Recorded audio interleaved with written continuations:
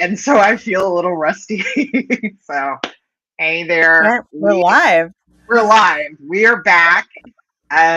Feeling a little rusty, not gonna lie. So, welcome to the LinkedIn Rockstar Visibility Shift.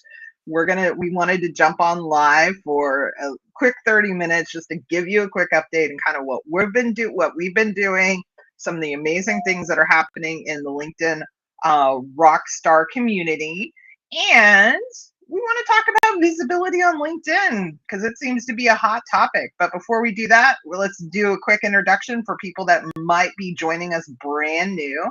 Shell, why don't you introduce yourself and then I'll do it and we'll take it from there. Yeah, thanks. It's good to be back I on live. know. It's been quite a while since we've done one here. We've been behind the scenes, with our launches. For anyone who doesn't already know, I'm Shel Shapiro. I am, as you can see on your screen, your LinkedIn cheerleader, and that's really what I do and have been doing for, I would say, the better part of the last 6, 7 years, cheering people on to help them and encourage them to be themselves more on LinkedIn, find more sustainable practices and systems that work for them so they don't feel like they're burning themselves out or draining all their time and energy being here. And really like learning from my mistakes and Melanie and our mistakes together. We have learned so much over the last few years about how LinkedIn works and how LinkedIn can work for us. And so we want to make sure that you don't make those mistakes. That's a little bit more about what I do and how I can help. Mel, you should introduce yourself too. Don't gloss over that. So, yes, and for those that don't know who I am or might be joining us for the first time, my name is Melanie Mitchell Wexler. I am an executive career coach, but I'm also a LinkedIn strategist. And what does that exactly mean? That means I help you be found, seen, and heard when it comes to LinkedIn. And so, with the LinkedIn Rockstar Academy, we work with we work with a little bit of everybody, but we try to focus on coaches, consultants, entrepreneurs, small business owners. Now, why? Because Shell and I both went on these LinkedIn journeys, not knowing each other at the time, and until we joined forces together, and then realized, wow, our journey was almost the exact same thing, and LinkedIn was freaking frustrating. Okay, you can quote me on that. And and so what we realized is there are too many people on here that don't understand how to be on this platform first and foremost, but secondly, make it way too complicated, and it doesn't have to be complicated. And so there's a lot of questions in terms of how to use LinkedIn, how things of that nature. Why is LinkedIn not working? We see it all the time. We see the people talk about like, oh my goodness, I hate LinkedIn. LinkedIn sucks. No, it doesn't. It's about how you choose to use it and how you choose to show up on the platform. Here's the other thing that we might differ from the average LinkedIn coach is we're not going to give you a laundry list of things that you have to do on a daily basis that feels so overwhelming that you are like, I don't even have time for my own business. How am I going to do all of these things? Because we want to make LinkedIn work for you and it work for you and your schedule. So today we're going to talk about the visibility shift that's happening on LinkedIn. A lot of people may have heard recently how there is quote unquote a new algorithm. Yes and no. This algorithm's actually been in place. It started early last year at 2025. And now, by the way, Happy New Year. And so we see Meryl there is in the audience. Thanks, Meryl, so much for joining us. We missed that. It's 2026. We can still say Happy New Year, right? Um, when's the At cutoff least till the end of this week, I think. Right.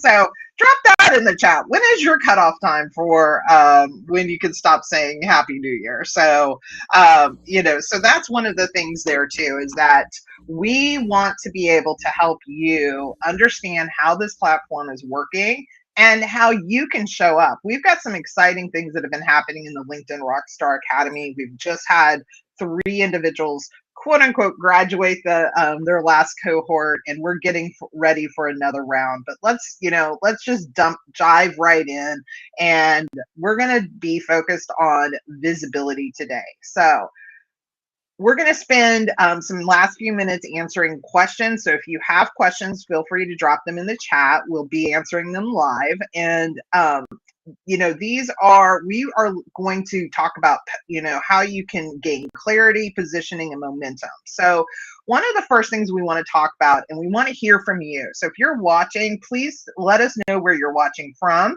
and share your LinkedIn URL as well. We'd love for people to connect and network together. So one of the big questions that we get a lot, or we want to ask you actually, is where do you feel most invisible right now on LinkedIn?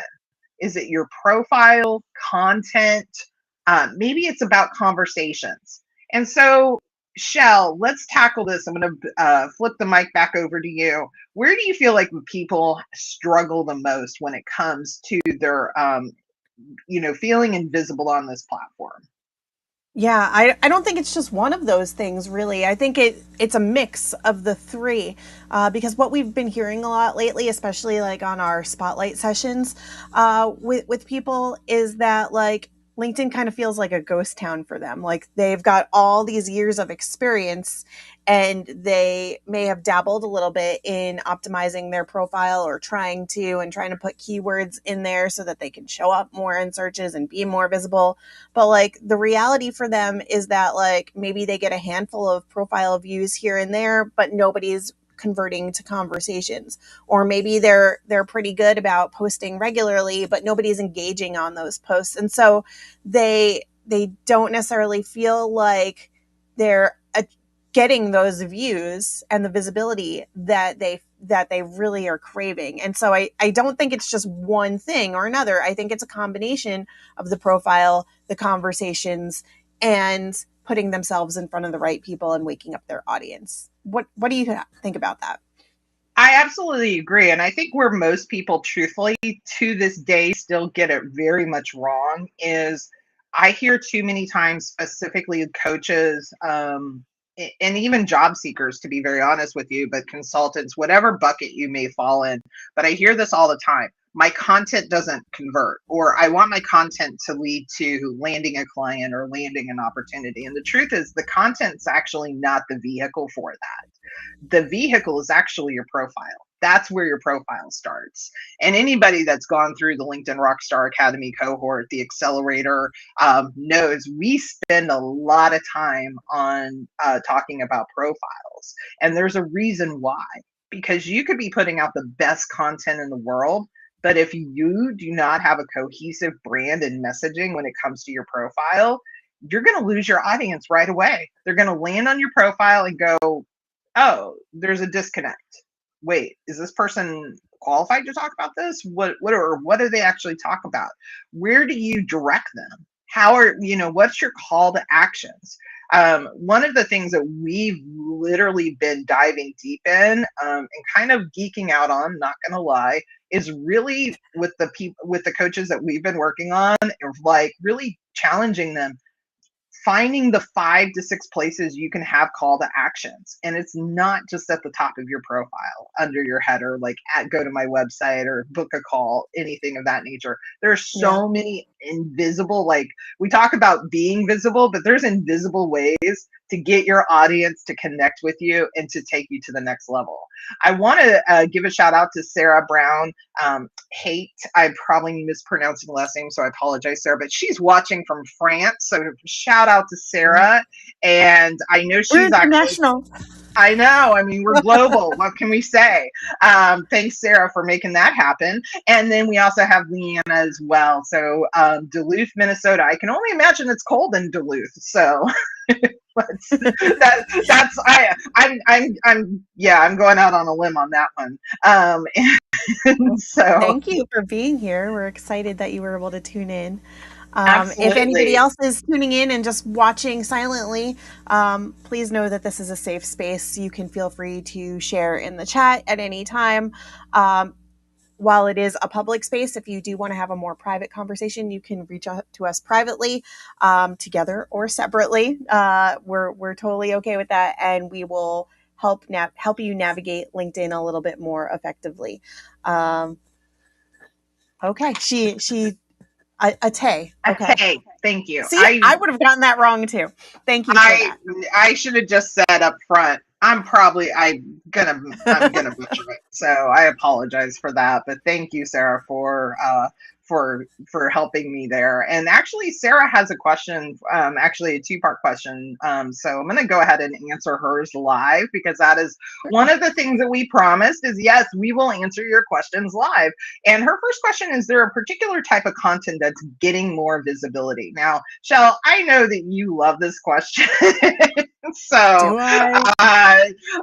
and there's a reason why, though. You do love the question because it actually helps us educate people on how LinkedIn actually is working. Because, and I want to preface, there's a lot of great information out there, but in terms of, content, statistics, algorithm, there's people that are invested in that. That is what they actually do. They've made businesses out of it, and there's purpose for it.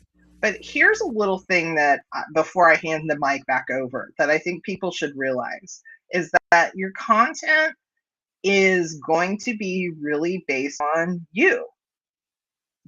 There's the secret. But Shell, let's hear from you, and what is your thoughts on the type of content that gains the most visibility? Yeah.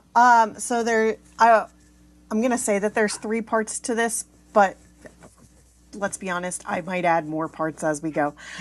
So the reason I love this question is because it's not just one type of content that's going to work. It's the content that works for you. That's the first thing there. It's finding the type of content or types of content that work for you. Not every type of content is going to work for you. The second part of that is it's also the type of content that your audience gravitates towards. So finding what works for you, what feels good, what feels natural, or maybe pushing those boundaries a little bit to test other types to rule them out or rule them in, so to speak. But then also seeing what content your audience leans into once they're warmed up and they know that it's coming.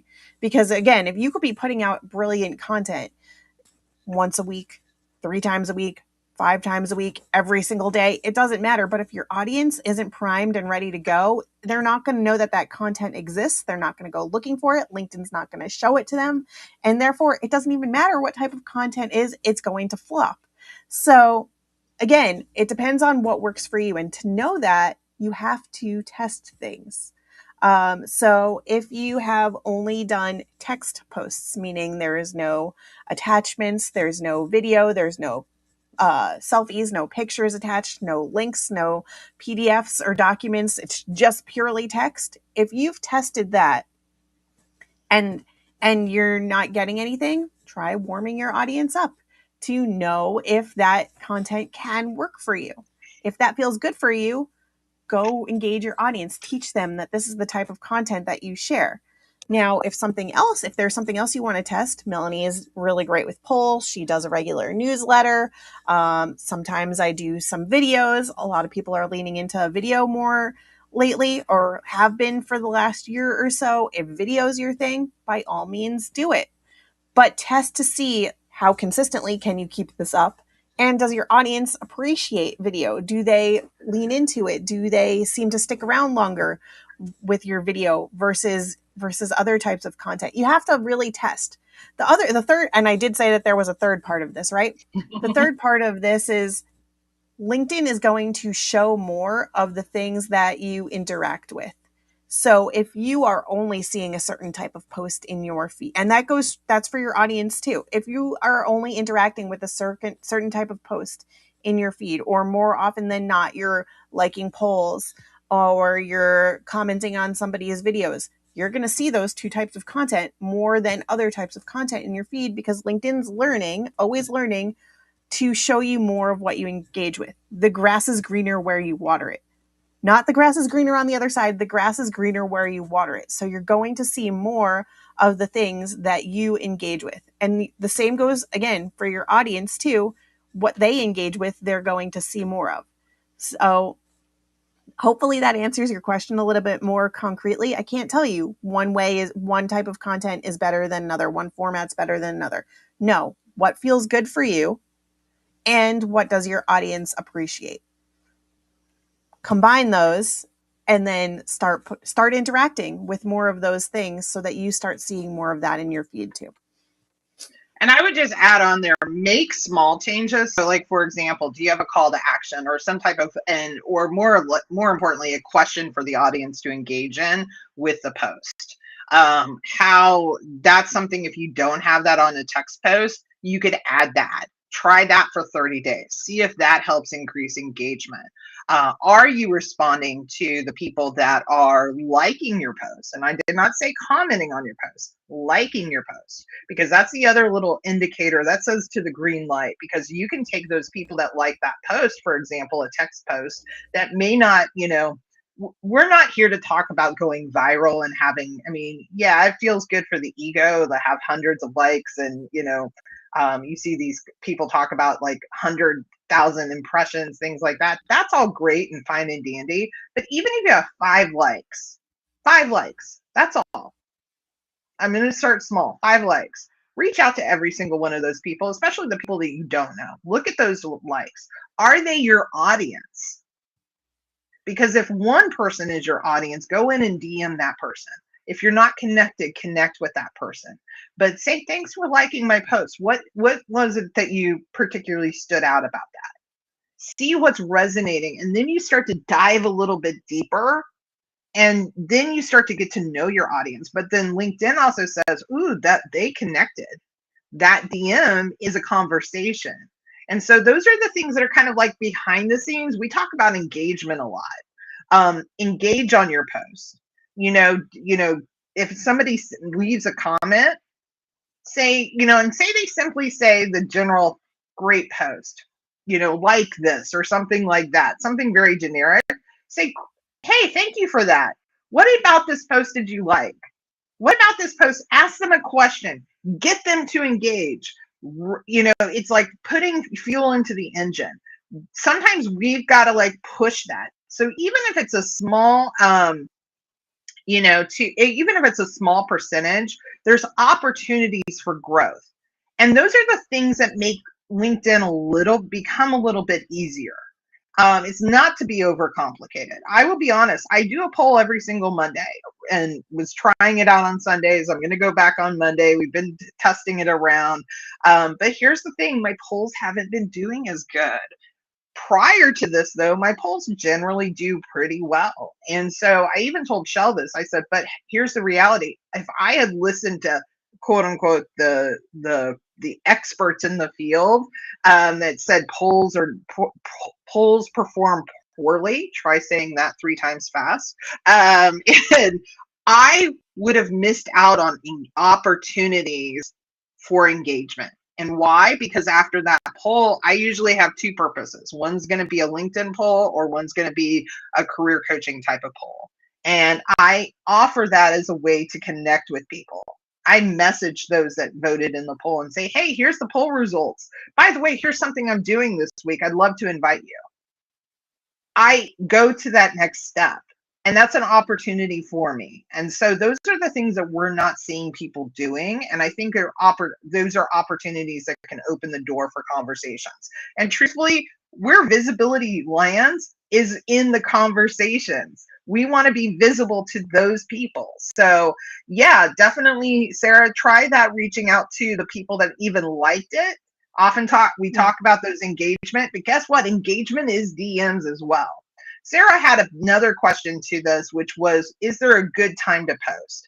And Shell, I know you have a very, I don't want to say you have a very specific schedule, but you have very specific times, and you don't have to divulge what those times are. I challenge y'all to go figure them out though. And so look for post. But I have a very specific time that works, but it's 2-part.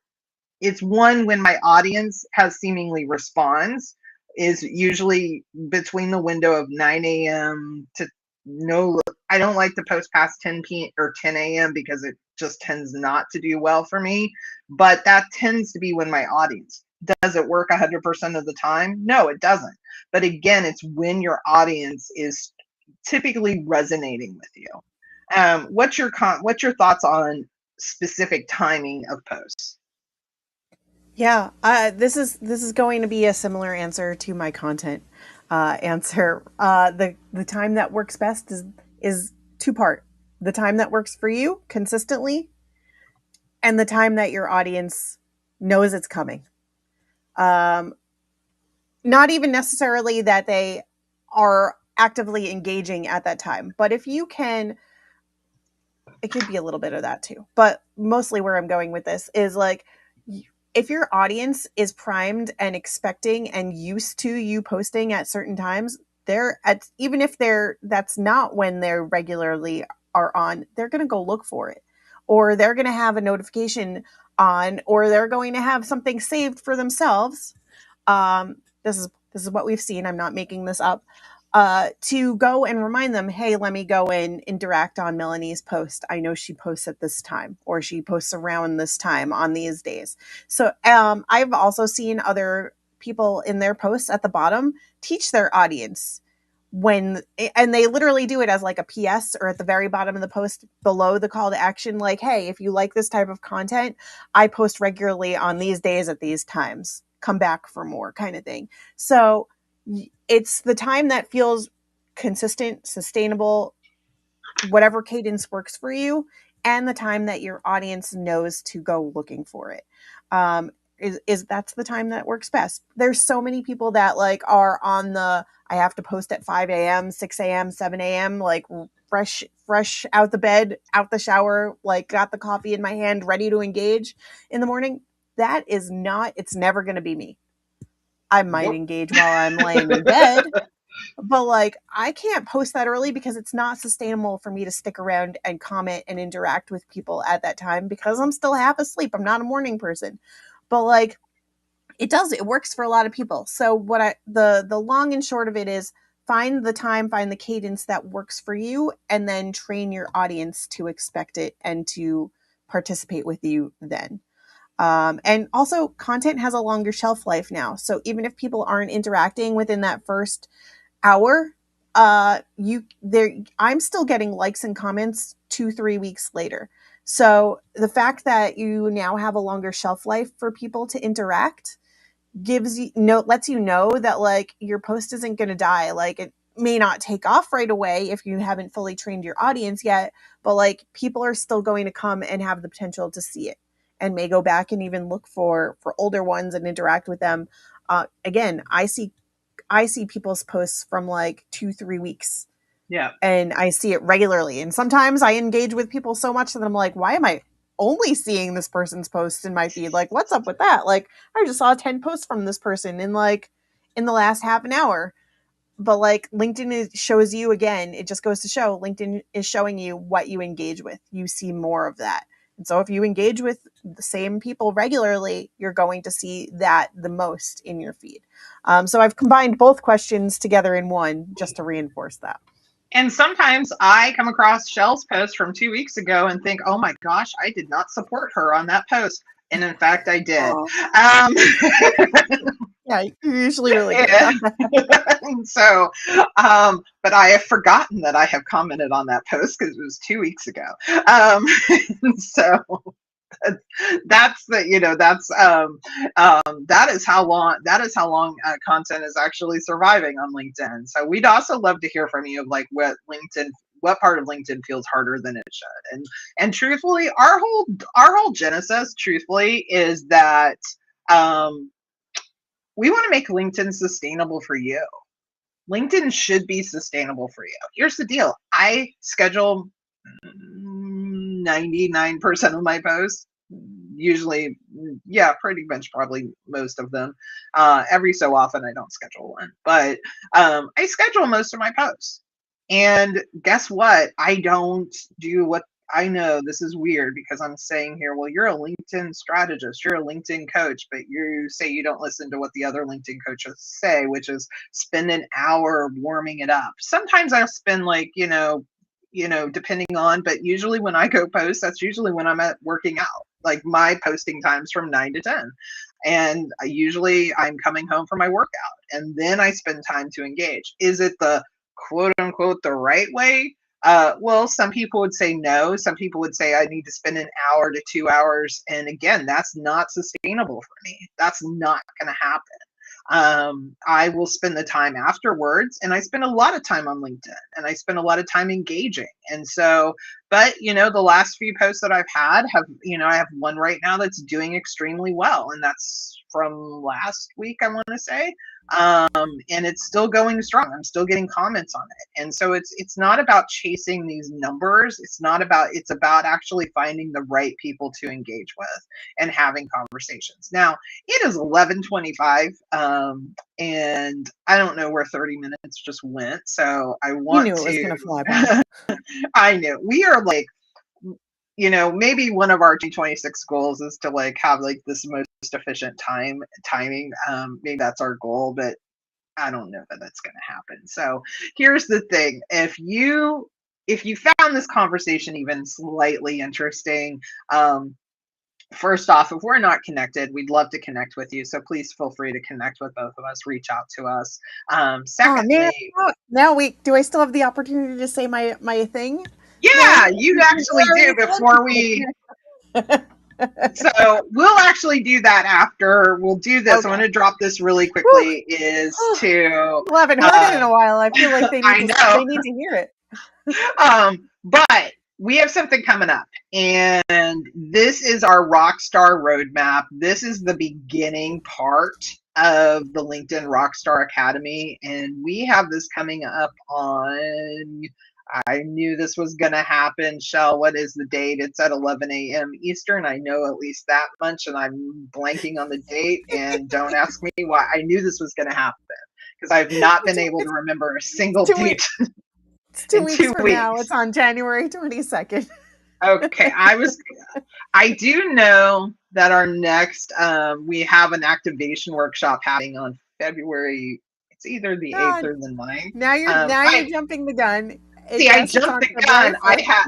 Okay, so don't ask me why this, like, I came out of the holidays if you want and I knew nothing about the calendar.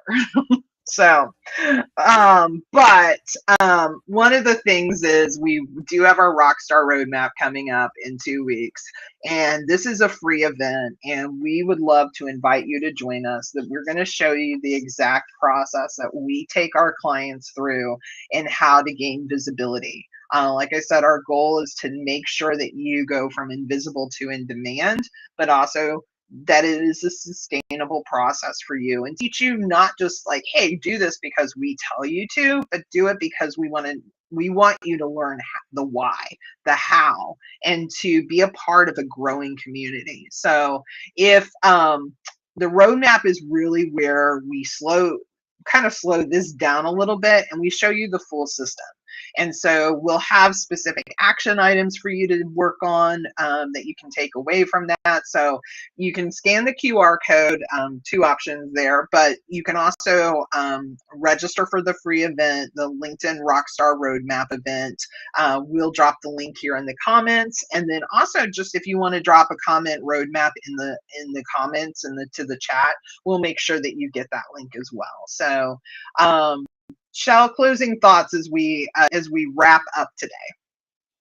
Wow, we're doing it on time today. I love it. Okay, so as we covered, we're doing it on time. Yeah, I mean, we're good.